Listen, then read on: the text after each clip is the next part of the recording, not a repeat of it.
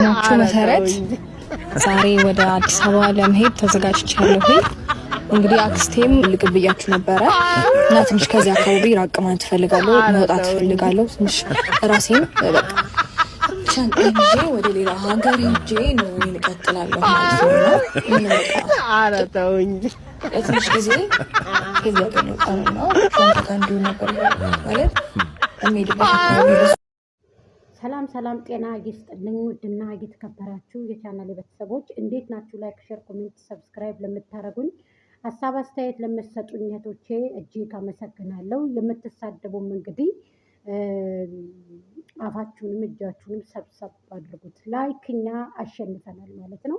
እንግዲህ ደመቁ የኛ ልጆች ምን ልበላችሁ እንቁ ናቸው። የሄርሜልዬ ልጆች የአብርሃም ልጆች በስናይፐር ጥይት ድምፅ በሌለው ደብድበው ቀጥቅጠው የሚመጡ ሰዎች ናቸው። ድምፅ ባለው አላልኳችሁም፣ ድምፅ በሌለው ማለት ነው።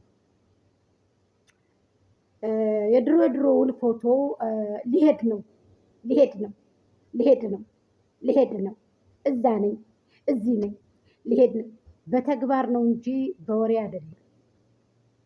ከወሬ በዘለለ አንድም ነገር አድርገሽ አታውቂም። ገባሽ አይደለ?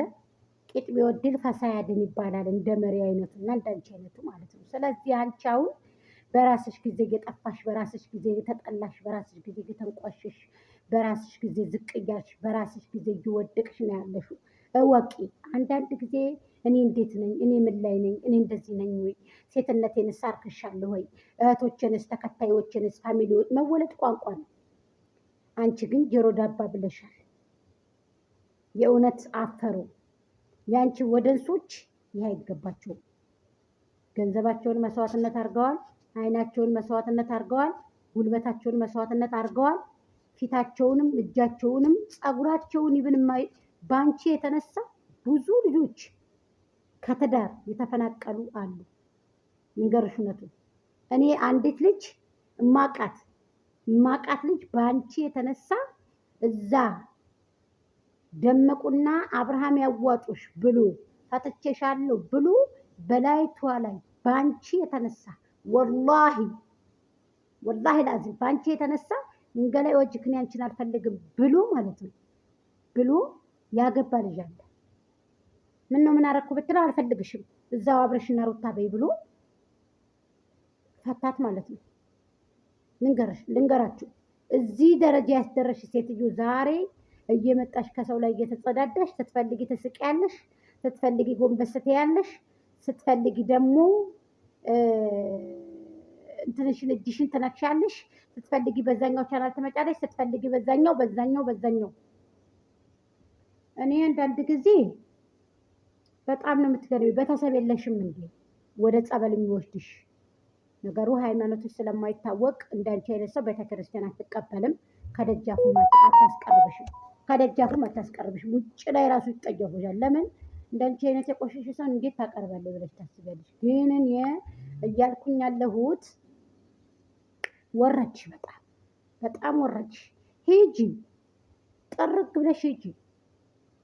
ምን አንቺ ዝም ብለሽ አታፍሪም እንዴ? ሊሄድ ነው ዛሬ ባላችሁን መሰረት አዲስ አበባ ሊሄድ ነው ስትመጣ ጀምራ በውሸት ነው። አሁንም ደግሞ ውሸት። እንደው አይደብርሽም እንዴ? አንቺ ሴትነትሽን አታስከብሪም እንዴ? አይደብርሽም? ሴት ልጅ አይደለሽም? እኛንም እያሰደብሽን ነው። ሴት ልጅ እንደ መርከስን እኮ ነው እያስተማርሽ ያለሽው አንቺ። እኛ ባሎች ምን ይማሩ ካንቺ? የሚያፈቅሩት ልጆችስ ምን ይማሩ ካንቺ?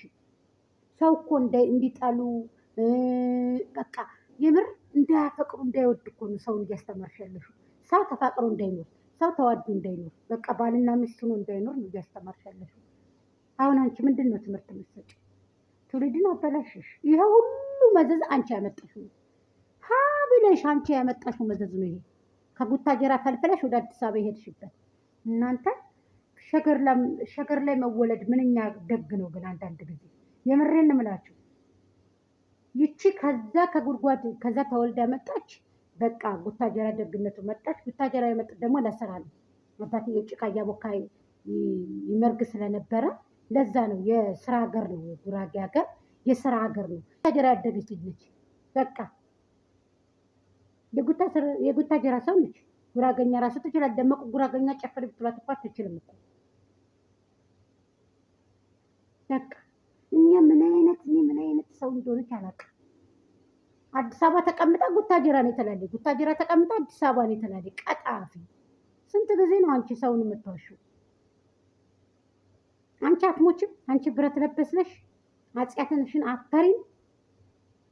በእንደዚህ አይነት ውሸት ሰርተሽ የምትበይው የምትጠጪው ምግብ ደም ነው የሚሆንብሽ። ልንገርሽ ነው። አሁን ይሄ በቃ የፈመሽ መስሎሽ ሌላ ሰው አሁን እያመጣሽ ምናምን ነገር በቃ ያንጨጨሽ እየመሰለሽ ምናምን ነገር ሂጂ። ቀጣፊ ውሸታ! የት ነው የምትሄጂው ደግሞ አንቺ? ማንሽ አንቺ? ምን ስለሆንሽ ነው? እዛ ላይ ነው እዚህ ላይ ነው? ማነው አንቺን የሚነካሽ? ማነው ወንድ ነው መጥቶ የሚነካሽ? እናትሽ ደስታ እኮ ነው። አንቺ ትንሽ ቦጨቅ ቦጨቅ እያደረገ ለአንቺ እየከፈለ እኮ ነው እንደዚህ ለቻናል ብሎ እየተጫወተብሽ እኮ ነው። አንቺን ነው የሚነካሽ? ሞት ይሻላል። ለኬ መርከሰሽን አልሰማሽም? መውደቅሽን ለኬ አልሰማሽም?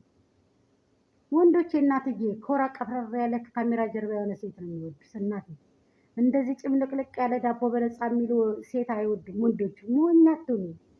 የእውነቴን ነው። ላኪን አንቺ ቢዝነስ የሰራው መስሎሽ ነው። ይሄ አይደለም ጌጡ። ላኪን ሊጠቅምሽ ይችላል ዛሬ ማለት ነው። በዚህ ምድር ላይ ስትኖሪ በዚህ የተጨማለቀ ነገር የመጣ ገንዘብ ሊጠቅምሽ ይችላል። ቤት ገዝተሽበታል፣ መኪና ገዝተሽበታል፣ ቤተሰቦችን ቀይረሽበት ሊሆን ይችላል። የተጨማለቀ ነገር ነው።